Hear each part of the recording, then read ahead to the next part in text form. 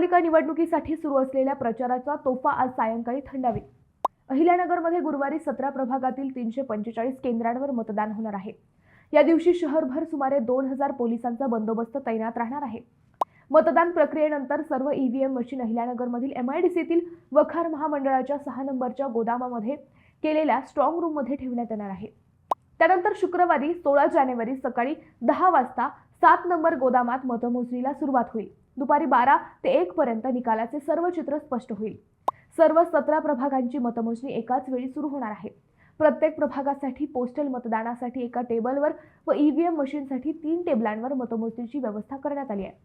17 प्रभागांसाठी postal मतदानासाठी 17 table व EVM मशीनसाठी प्रत्येक प्रभागांसाठी 3 असे 51 टेबल असून एकूण 68 टेबलांवर मतमोजणी होणार आहे।